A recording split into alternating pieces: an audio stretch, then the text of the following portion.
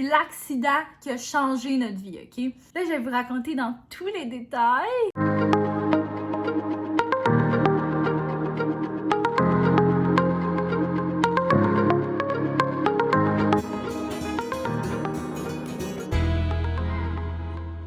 Alors, j'espère que vous allez bien. Aujourd'hui, j'avais envie de vous partager mon histoire par rapport à ce que la vie m'a donné, c'est-à-dire des jumeaux. Je vais vous parler vraiment tout en détail, dès la conception jusqu'à la naissance.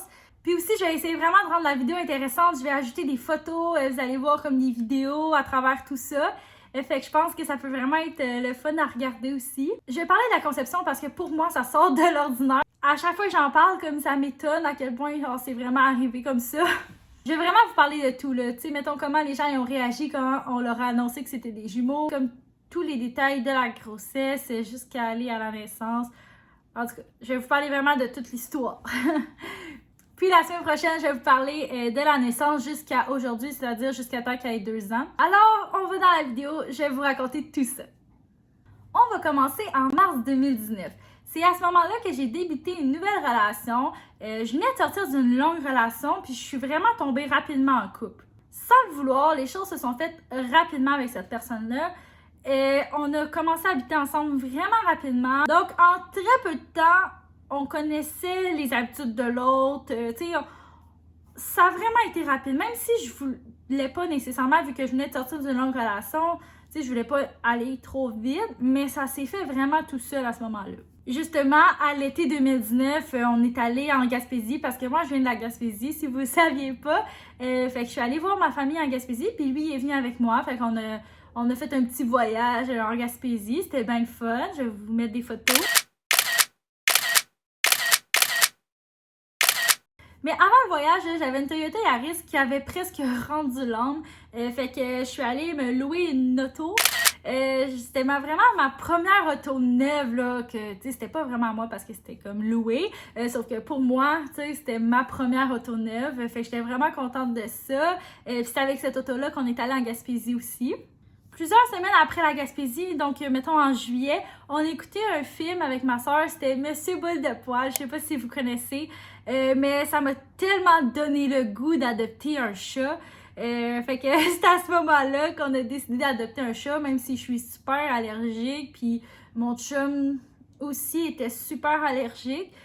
Mais bon, on a décidé que, tu sais, on avait besoin, on dirait, de s'occuper d'un animal dans notre vie. On avait besoin, je sais pas, là. J'avais vraiment envie d'adopter un animal à ce moment-là. Donc, on est allé à la SPCA, et puis on a trouvé Marcus. Fait que c'était vraiment notre premier bébé qu'on a eu ensemble.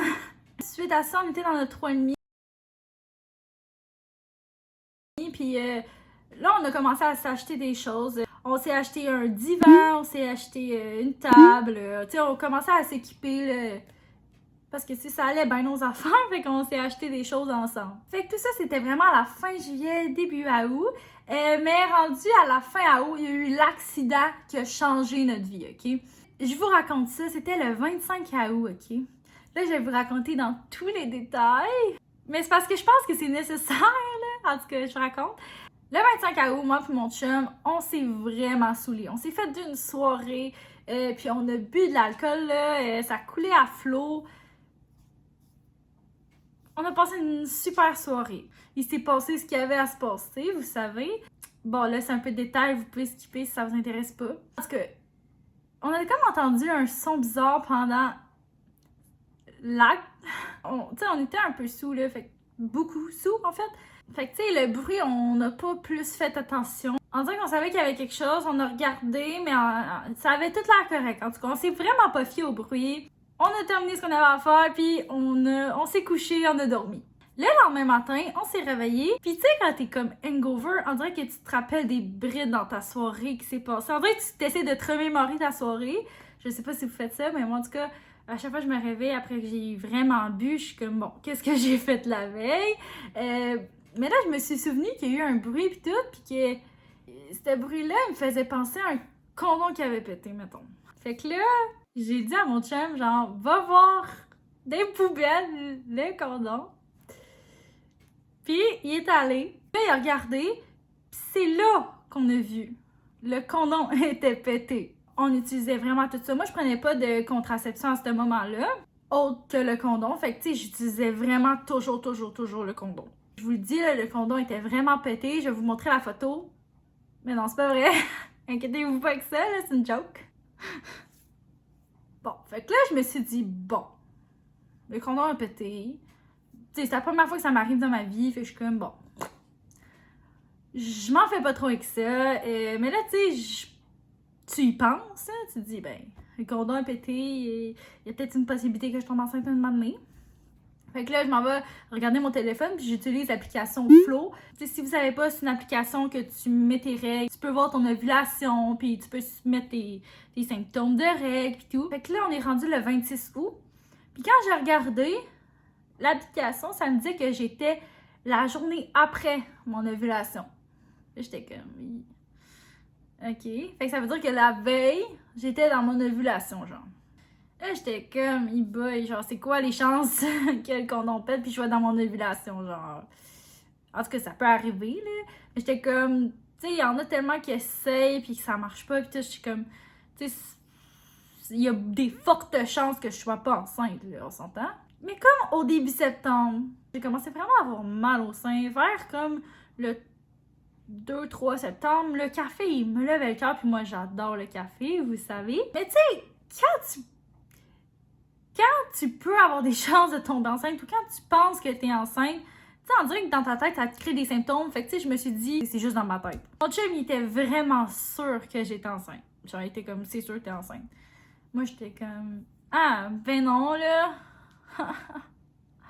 Donc, je suis allée m'acheter un test de grossesse, mais on était à 7 jours avant le début de mes règles. Mais tu sais, j'avais quand même le goût de l'essayer, juste pour voir, parce qu'il y avait des chances pareilles que je tombe enceinte, fait que je l'ai essayé, c'était négatif. Le lendemain, j'étais allée m'acheter un paquet de 2 tests de grossesse. Je me suis dit, tu sais, que j'allais le faire quand j'allais, mettons, à mon retard de règles. Mais plus que la journée avançait, plus que je me suis dit, hey, j'ai le goût de le faire. En vrai, j'ai hâte de savoir, tu sais, je suis enceinte, pas enceinte, tu sais. J'avais vraiment hâte de savoir en direct. Vu qu'il y en avait 2 dans le test, je me suis dit, regarde, je vais en faire un là. Puis après, tu sais, au pire, j'en ferai un autre le lendemain. Puis au pire, j'irai m'en racheter d'autres, c'est pas grave. On était le 4 septembre, à 6 jours avant la date prévue de mes règles. Puis tu sais, c'est ça qui était écrit sur le test, savoir la grossesse 6 jours plus tôt, mettons. Fait que je me suis dit, regarde, on est dedans, je vais l'essayer. On était comme le soir, tu sais, ils disent de prendre la première urine du matin, mais on était le soir, puis regarde. J'ai dit, OK, moi l'essayer. Fait que là, je fais le test. Mais comme tout de suite, je vois la ligne apparaître. Genre vraiment tout de suite. Tout de suite. Vraiment, là. Je fais comme si, genre, je voyais pas. Je suis comme, OK, je vais aller dans le salon. J'étais dans la salle de bain, je vais aller dans le salon. Je vais laisser ça là, je vais attendre les 3 minutes. Là, je m'en vais m'asseoir, genre, je ris. Je suis comme, oh my god. Genre, c'est sûr, c'est positif, mais comme, je suis comme, ah, là, mon chum était assis à côté de moi, puis j'étais comme, oh my god, c'est sûr, j'ai dit, on dirait que c'est positif, genre, comme, ah ouais, tu sais de même. Ok. Fait que là, on attend le 3 minutes, c'est le 3 minutes le plus long de ta vie. Fait que là, je m'en vais revoir le test, puis genre, c'est là que je vois que j'étais enceinte. J'étais genre, oh my god, genre, je suis enceinte, genre, je capotais, là, comme, on sait tous qu'on a fait des tests de grossesse dans notre vie, qu'on n'était pas enceinte, puis tu sais, quand tu vas voir le test de grossesse, tu sais, il est tout le temps négatif. Fait que là, de voir qu'il était positif, t'es comme, what the fuck? Impossible dans ma tête, là, que c'était positif. Toute ma vie, là, je me suis dit, hey, moi, si je tombe enceinte, je le garde. Depuis j'ai 15 ans, je me dis ça. Fait que, tu sais, dans ma tête, il n'y avait aucun doute là, que j'allais garder mon enfant. Tu sais, j'avais un appart, j'avais 22 ans. C'était comme correct, là. Vous vous rappelez que ça faisait depuis mars que j'étais en couple. Puis que j'avais, tu sais, je venais de sortir d'une longue relation. Fait que, tu sais, ça faisait à peu près 5 mois que j'étais en couple, puis je tombe enceinte. Bon, fait que, tu sais, c'était comme un choc, pareil. Mais bon, l'annonce que j'ai faite à mon chum, attendez-vous pas à quelque chose d'extraordinaire, c'était vraiment la plus plate de la planète. Il était dans le salon, j'ai dit, il était ici, il était dans la salle de bain, puis j'ai dit, gars, c'est positif, là, tu vas bien, genre. Fait que là, j'ai fait l'autre, là, qui dit le nombre de semaines. Ça me disait bien enceinte, là. Fait que j'étais bel et bien enceinte. J'aurais jamais été capable de garder ça pour moi, là. Tu sais, les filles qui font des annonces à leur chum de malade, je trouve ça super le fun, là, j'aurais aimé ça, mais moi, je serais jamais capable de garder ça pour moi. J'aurais bien trop le goût de le dire tout de suite. Quand j'ai annoncé à mes proches, ils ont quand même bien réagi, malgré, tu sais, ça faisait 5 mois que j'étais en couple, mais ils appréciaient déjà mon chum à ce moment-là. Mais tu sais, personne s'y attendait pareil, là. La fille, elle vient de sortir d'une relation de 7 ans, genre, puis elle va avec un autre chum, puis bam, elle tombe enceinte, genre. Mais en même temps, c'était quoi les chances qu'un condom pète puis que je tombe enceinte, genre, one shot. Non seulement ça faisait ce temps-là que j'étais avec mon chum, mais aussi, je venais juste de commencer un nouveau travail. Tu sais, j'ai su que j'étais enceinte le 4 septembre, mais j'ai commencé mon nouveau travail le 29 août. Fait que j'étais comme, oh my god. La personne, elle va penser que je savais déjà que j'étais enceinte, là. Là, on est vraiment rendu au moment que je suis enceinte, que je le sais, puis je l'annonce. Ben, je l'ai annoncé juste à vraiment mes personnes proches. Ensuite, ça a commencé vers 6-8 semaines, les maux de ventre, tu sais, tous les symptômes de début de grossesse. Tu sais, je vais pas vous en parler dans cette vidéo-là parce que j'ai fait une autre vidéo que je parlais du premier trimestre, la différence entre avoir un seul bébé puis des jumeaux. Fait que si ça vous intéresse, vous irez voir après la vidéo. Je vais vous mettre le lien en barre d'infos. Mais c'est ça, les signes que j'avais possiblement des jumeaux. Ben, tu sais, j'avais un ventre qui avait grossi plus vite, mais j'ai pas pris de prise de sang d'hormones, voir s'il était plus élevé ou pas. Tu sais, honnêtement, j'avais zéro signe, là. Si vous voulez savoir comment, si j'en avais dans ma famille, en fait, ma mamie, elle a des frères et sœurs jumeaux, puis mon père, il a des frères jumeaux non identiques aussi. Fait que j'avais comme vraiment des bonnes chances dans la vie d'avoir des jumeaux. Mais j'avais jamais pensé que ça pourrait m'arriver. J'avais pas de signe avant-coureur. J'avais juste comme... Oui, j'avais plus de maux... Oui, j'avais des maux de cœur, mais tu sais, comme une grossesse normale, là. Puis aussi, je me rappelle d'une fois que je me regardais dans le miroir puis je touchais vraiment mon bas de ventre. Puis en disant que je touchais genre 2 bosses, genre. Mais... je sais pas si j'avais eu un bébé, si j'avais eu 2 bosses aussi comme ça, en tout cas. Mon premier rendez-vous de grossesse, c'était vraiment à 11 semaines, comme normal, là. Fait que je me suis rendue, j'étais stressée, j'avais hâte d'entendre le cœur, tu sais, j'avais peur de pas l'entendre, puis tu sais, je voulais l'entendre parce qu'on est toujours stressé dans le premier trimestre, qu'il se passe de quoi, parce que c'est tellement pas concret, on sait pas nécessairement si notre bébé va bien. Fait que là, le médecin arrive, elle regarde pour essayer de trouver le cœur. Finalement, elle le trouve, fait que là, on est vraiment content, mais là, elle perd. Elle s'en va comme à l'opposé de mon ventre. Fait que, tu sais, mettons, elle était là sur mon ventre. Ben là, elle s'en va là au bord, puis elle retrouve un cœur. Fait qu'elle est comme, bon, ben voilà, le cœur. Puis là, mon chum, il est comme, ah, mais comment ça? Genre, c'est l'autre bord du ventre. Là, elle dit, ben, tu sais, c'est normal, là, le bébé peut bouger, là. Fait que là, mon chum, on dirait que ça l'a trotté dans la tête. Y a-tu 2 bébés, genre? Mais comme, il pensait jamais qu'il allait vraiment avoir 2 bébés, mais. C'est une question qui s'est posée, mettons. Fait que là, dès qu'on a entendu le cœur, c'est là qu'on l'a annoncé à tout le monde. Ben, tout le monde proche, tu sais, à notre entourage, on était vraiment contents. C'est là que je l'ai aussi annoncé à ma job, qui a quand même bien réagi parce que je voulais vraiment être transparente, là, je voulais dire, là, et je suis enceinte, mais comme genre, je le savais pas avant d'être engagée, là. C'est aussi à ce moment-là qu'on s'est posé la question, est-ce qu'on va rester dans notre petit 3,5 ou faudrait qu'on déménage, tu sais, pour avoir une chambre supplémentaire pour le bébé. Mais finalement, on a dit, regarde, il faut vraiment trouver un autre appart. De toute façon, on n'était pas bien dans cet appart-là. Ben, on était bien, mais c'est juste que c'était quand même petit. On dirait qu'on se marchait déjà ses pieds avec notre chat, avec toutes nos affaires qu'on avait, puis nous deux. Fait qu'on a dit, regarde, on va déménager. Ça va être bien plus simple. En plus, le bébé va avoir sa chambre à lui. On fait nos recherches. Finalement, on a trouvé un 4,5 qui était sur la même rue que nous autres, avec le même contracteur, en tout cas, la même personne, le même propriétaire. Fait qu'on a été dans un 4,5. La seule chose qui était comme un irritant, c'est qu'on était au 4e étage, pas d'ascenseur. Fait que... on s'est dit, tu sais, avec un bébé, là, il n'y a pas de stress, on est capable de monter les 4 marches, là. Au pire, ça nous fera de l'exercice, puis that's it. Juste vous dire qu'à ce moment-là, on n'avait pas pensé à monter l'épicerie. Parce que, en tout cas, c'était quand même assez quelque chose de monter l'épicerie 4 étages. Surtout que j'étais enceinte, tu sais, je pouvais pas soulever 12 millions de sacs, puis faire 14 allers-retours. Donc, venu le temps de déménager, on est rendu le 1er novembre. C'était la première neige en plus. Hourra, youpi! C'était vraiment fait pour nous le déménagement. Mais bon, c'était pas si pire, là. Il y a des personnes qui sont venues nous aider, fait que ça, c'était vraiment super apprécié. Surtout que moi, je pouvais pas lever des grosses charges non plus. Je pouvais pas commencer à lever un frigidaire pis tout, là. Après ça, il y a aussi du monde qui sont venus nous aider à placer l'appartement. Et là, il est venu le moment du 11 novembre. Le 11 novembre 2019, le moment qu'on attend tous à notre première grossesse, à toutes nos grossesses, ou en tout cas, quand t'es enceinte, t'attends ce moment-là, c'est l'échographie. Puis celle-là, c'est la clarté nucléale. Donc là, j'ai invité mes sœurs à venir avec moi.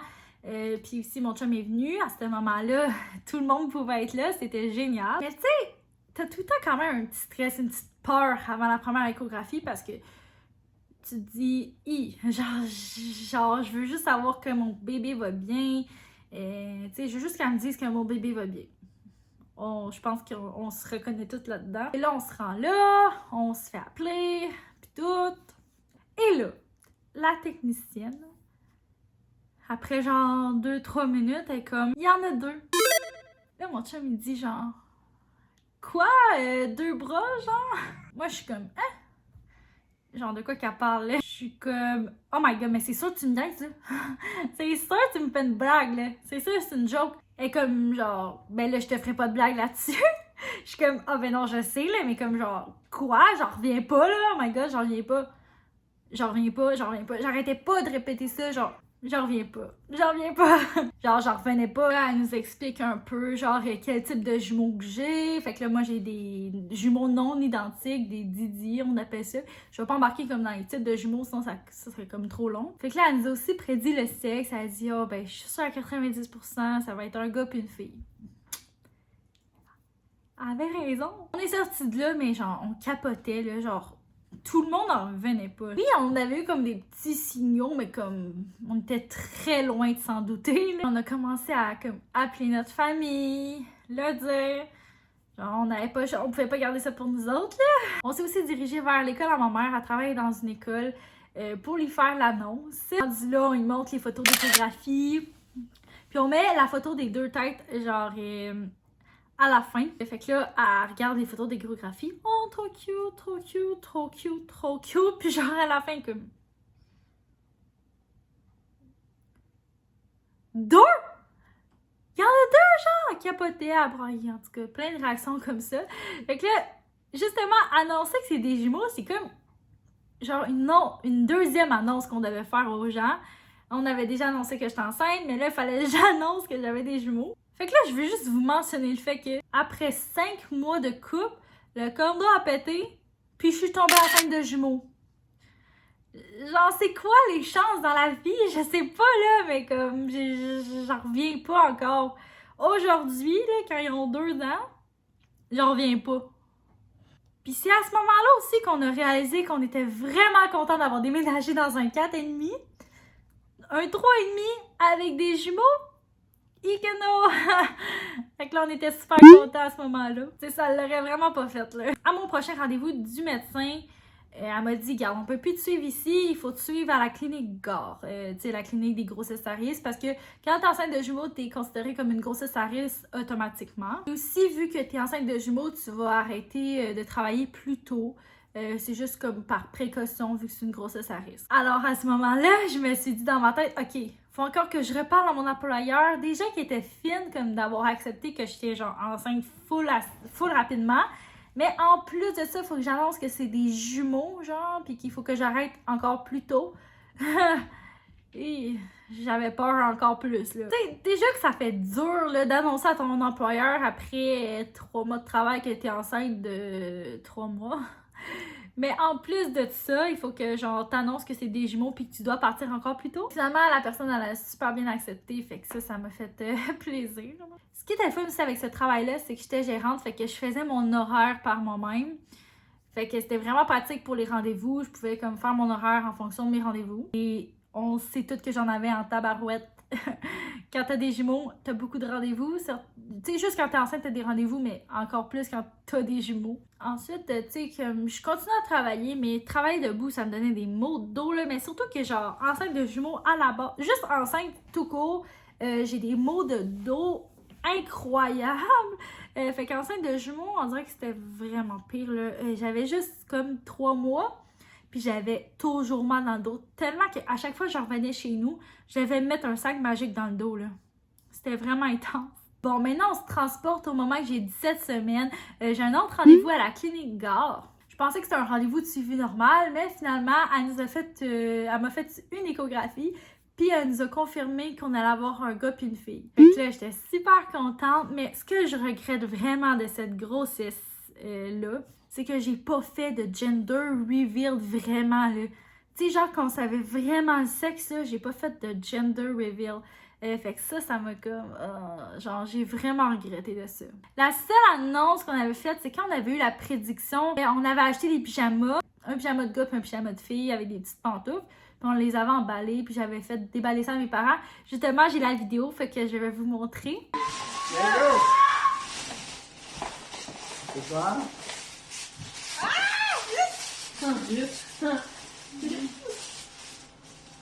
Oh! C'est un gars de fille! C'est un gars de fille! Tu sais, on était tellement pas sûrs. Tu sais, c'est juste une prédiction. Fait que c'était juste comme... Ok, oui, vous êtes contents, mais genre, ça veut pas dire que ça va être ça, là. À partir de 20 semaines, c'est des échographies aux 4 semaines, en plus de tous les rendez-vous, là. Puis aussi, c'est l'échographie morphologique. Fait que quand je suis allée là, j'ai fait l'échographie morphologique. Tout avait l'air super beau. La fille, elle me reconfirme que c'est un gars et une fille. Fait que ça encore, on était super contents. Mais quand je suis retournée voir mon médecin, voir mon suivi habituel, elle m'a dit « Ah ben le cœur d'un de tes bébés a un point blanc. » Là, je suis comme « Quoi? » Ben pourquoi elle m'a pas dit ça à l'échographie? Genre, j'étais comme oh my god, je capotais, là. Pourquoi mon bébé a un point blanc sur son cœur? Genre, c'est pas normal, là. Mais elle m'a comme expliqué que c'était comme un point isolé, mais s'il avait trouvé d'autres choses sur le bébé, ça aurait pu être un signe de trisomie ou quoi que ce soit. Mais ça m'a tellement fait peur, même ça m'a expliqué ça. Genre, je suis sortie de là, je pleurais, tu sais, comme quand t'es enceinte, là. Les émotions, là, laissez-moi mes émotions. Non, mais j'étais vraiment comme tout le temps encore plus émotive. Ça m'avait rendue émotive. Mais bon, j'ai fini par me calmer parce qu'à toutes les autres échographies, finalement, il n'y avait pas retrouvé ce point-là. Fait que ça m'avait tellement rassurée. Fait que là, on se transporte quand je suis rendue à 22 semaines. C'est le moment que j'arrête de travailler. Je me suis dit... Oh, ça va tellement me faire du bien, j'ai tellement mal dans le dos à travailler debout toute la journée. J'ai vraiment besoin d'arrêter, de me reposer. Je suis fatiguée, j'étais brûlée. J'avais les cernes jusque-là, c'était l'enfer. J'avais hâte, vraiment, vraiment, vraiment hâte. Mais rendue en arrêt après m'avoir reposé, puis tu sais, je trouvais le temps long, là. Après avoir épuisé toutes les séries, les films, à un moment donné, t'as plus rien à faire, puis à un moment donné, le ménage, c'est bien beau, là, mais comme... Ça me tente pas de passer la journée à épousseter, là. Surtout pas enceinte, là. Avouez qu'enceinte, on dirait qu'on n'a pas envie de rien faire. En tout cas, dans mon cas, là, j'avais envie de rien faire, mais en même temps, je trouvais ça plate, là. Fait que là, j'ai commencé à me développer genre un petit projet. Je faisais le livre des bébés, j'ai commencé à écrire mon livre. Fait que là, ça m'avait comme motivée. Faire autre chose de ma vie que rien foutre. Le 15 février 2020, c'est là que c'était mon shower. Genre, ma mère avait tout préparé ça. Elle m'avait invité chez eux à souper. Mais finalement, c'était le shower. Tous mes amis les plus chers étaient là. J'étais vraiment contente. C'était vraiment, vraiment, vraiment un beau moment. Super le fun. Le monde était là. On a jasé. J'ai reçu beaucoup de choses. Puis ma mère était tout le temps... Achète rien avant le shower. Fait que là, au shower, j'avais toutes des choses à bébé, c'était rendu plus concret. Puis après, je pouvais maintenant acheter des choses pour les bébés. Fait que là, je magasinais tranquillement pour eux. Fait que c'était ça, là, ça a été vraiment le moment le fun parce que j'ai commencé aussi... Tranquillement, on a commencé à faire leur chambre parce qu'on avait reçu beaucoup de stock. Fait que aussi, mes parents avaient acheté, ils étaient venus avec nous, ils avaient acheté les 2 bassinettes, les matelas, les couvre-lits. Fait qu'on pouvait commencer à faire la chambre. Je vais vous montrer un peu la chambre, à quoi ça ressemblait.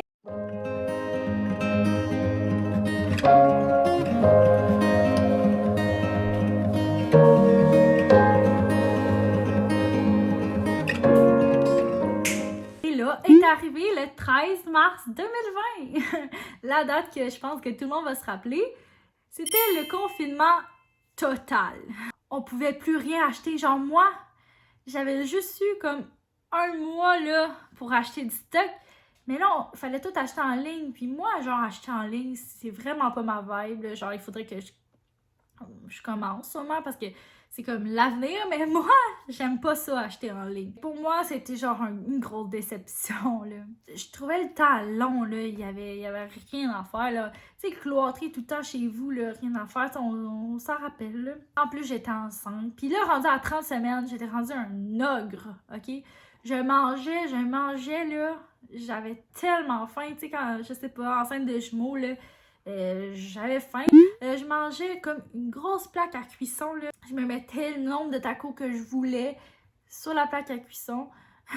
Je me rappelle, là, je mangeais, là, directement à la plaque. Tellement que j'avais faim. Je mangeais aussi une Kit Kat par jour, si vous savez pas su. Je buvais un nombre indéfiniment, en tout cas, un nombre excessif de chocolat chaud. C'est aussi le moment que j'ai commencé à faire ma valise d'hôpital, fait que j'ai fait ma valise, puis une chance. Aussi pendant ce moment-là, là, j'étais vraiment beaucoup stressée parce que on parlait que les chums pouvaient pas, les conjoints pouvaient pas assister à l'accouchement, tu sais, c'était comme dans le temps que tout le monde capotait, on comprenait pas ce qui se passait, fait qu'on était comme, j'avais vraiment peur d'accoucher toute seule, puis en plus, moi, j'allais avoir une césarienne, ça c'était sûr à 100% parce que mes bébés étaient en siège. Fait que j'étais comme, imagine t'as une césarienne, puis là, il faut que tu t'occupes de 2 bébés. Ouh là là, non. Genre, j'étais vraiment overstressée. Fait que là, on est rendu comme environ vers le 3 avril. En fait, le 3 avril 2020, j'ai commencé à avoir des contractions, puis là, j'ai été dans le bain, j'ai été me coucher sur le côté, ça passait pas. Fait que finalement, j'avais appelé la maternité, je me suis rendue à l'hôpital. Mon travail avait commencé, là. J'avais vraiment des contractions en 5 minutes. Eux, ils ont tout fait pour que j'arrête d'avoir des contractions. Ils me donnaient des médicaments. Ils ont donné beaucoup d'injections pour les poumons aussi. Là, j'étais allée à l'hôpital à ce moment-là vers minuit. Puis là, j'ai comme vraiment pas dormi de la nuit. Ils m'avaient donné de la morphine, mais honnêtement, ça n'a pas marché. Puis j'ai vraiment pas dormi jusqu'au lendemain. Et ça n'avait pas refait avancer mon travail. Fait qu'ils m'ont renvoyée chez nous. Vers le 7 avril, je me suis réveillée dans la nuit. Puis, oh my god, j'avais de la misère à respirer, là.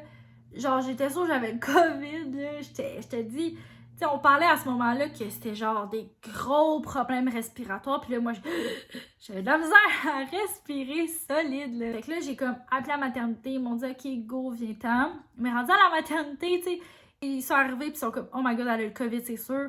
Ils m'ont mis le masque, ils m'ont envoyé dans une chambre COVID parce que j'avais dit que j'avais de la misère à respirer. Grosse erreur, parce que c'était vraiment juste les bébés qui me compressaient, là, mes poumons. J'ai été rendue avec un méga ventre. Je vous le dis, un méchant gros ventre, là. Et finalement, ils ont quand même assez rapidement enlevé les mesures COVID, là, parce que ils se sont rendus compte que c'était juste mes bébés qui compressaient mes poumons, là, mais bon. Puis là, mon chum, tu sais, il était rendu tard le soir. Fait que là, mon chum, il dit, OK, je peux-tu avoir comme quelque chose pour dormir, s'il vous plaît? Fait que là, ils ont amené une chaise de camping. Genre, j'ai la preuve, là. Ils nous ont amené une chaise de camping. J'ai dit, tiens, dors, là. Mais genre, mon chum, il peut dormir n'importe où. Fait que ça dérangeait pas. Mais moi, j'étais comme, voyons donc, genre, c'est le père de tes bébés. Puis il donne une chaise de camping. Genre, il aurait pu trouver autre chose, me semble, là. Dormir toute la nuit sur une chaise de camping. Genre, j'imagine pas quelqu'un qui a besoin de son lit pour dormir. Déjà qu'à l'hôpital, tu dors pas.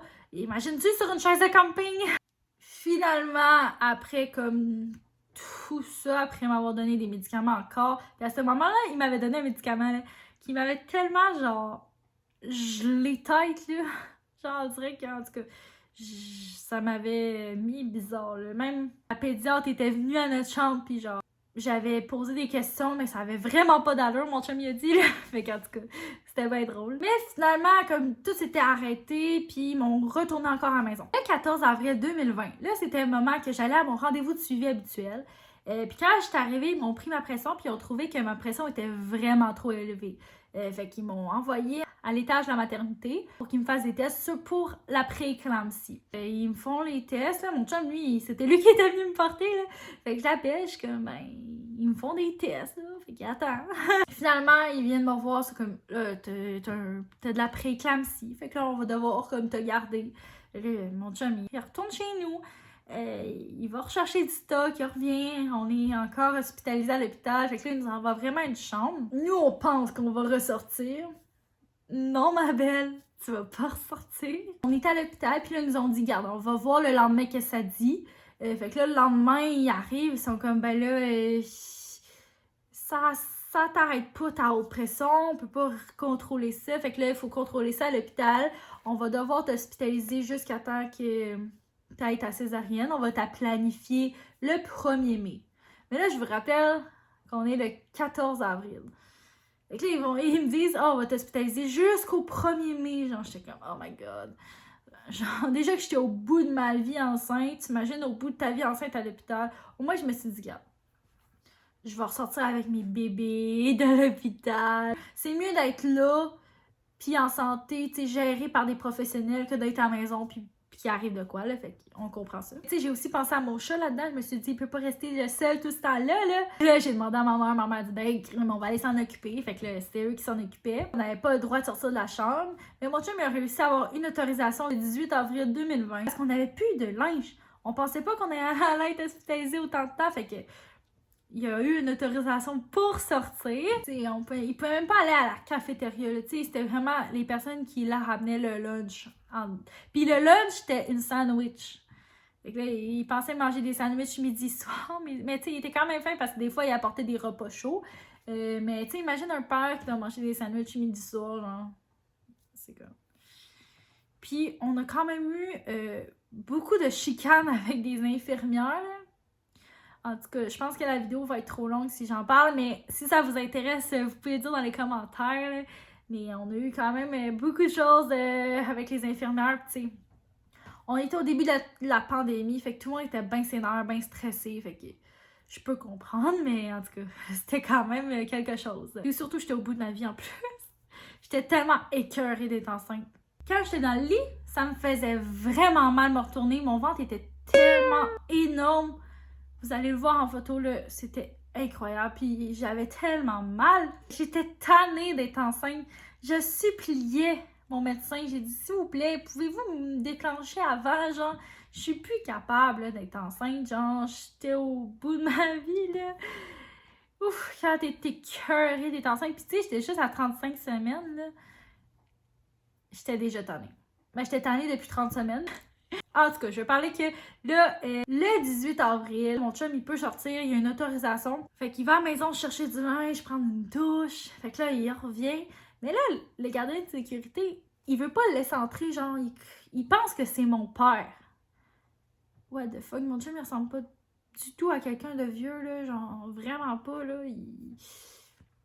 On a 3 ans de différence, là, on n'a pas 20, là. Finalement, il a réussi à passer parce que ça avait pas d'allure, son affaire, là. Mais imaginez-vous, parce qu'à ce moment-là, le soir même, les infirmières sont venues prendre ma pression parce que je voulais aller prendre ma douche, puis j'ai dit, garde avant, on peut-tu juste prendre ma pression?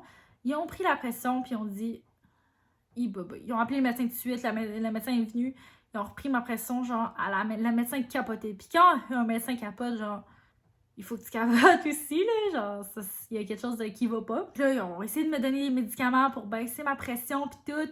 Mais ça le faisait pas, là. Fait que là, ils m'ont envoyé à une salle d'accouchement où ils m'ont administré un médicament. Mais ce médicament-là, là, il me donnait chaud, là. Genre, j'avais l'impression de bouillir. C'est quelque chose qui peut arriver si tu prends le médicament. J'ai l'impression de bouillir, d'être en feu. Fait que là, tout le monde est là. Ils mettent de la glace partout. C'était quand même assez intense. Et finalement, ça a comme baissé ma pression puis tout. Mais là, ils pouvaient plus prendre de chance. Le médecin a dit, garde, on va aller te faire ta césarienne. Je vais venir te chercher à peu près dans 2 heures. Puis là, à ce moment-là, il était minuit. Elle vient me rechercher. Puis c'était le moment de ma césarienne. Puis j'ai fait une vidéo sur ma césarienne, justement. Je vais aussi vous la mettre en barre d'infos si ça vous intéresse d'aller la voir. Mais ça compléterait bien mon portrait de la conception à la naissance. Si vous voulez voir ma vidéo de la naissance jusqu'à 2 ans, abonnez-vous à ma chaîne pour pas la manquer. Ça va sortir la semaine prochaine, vendredi à midi comme d'habitude. J'espère vraiment que vous avez aimé la vidéo. J'avais juste envie de vous partager mon histoire puis comment ça s'était passé. Merci beaucoup d'avoir écouté la vidéo. Puis on se donne rendez-vous dans une prochaine vidéo. Bye!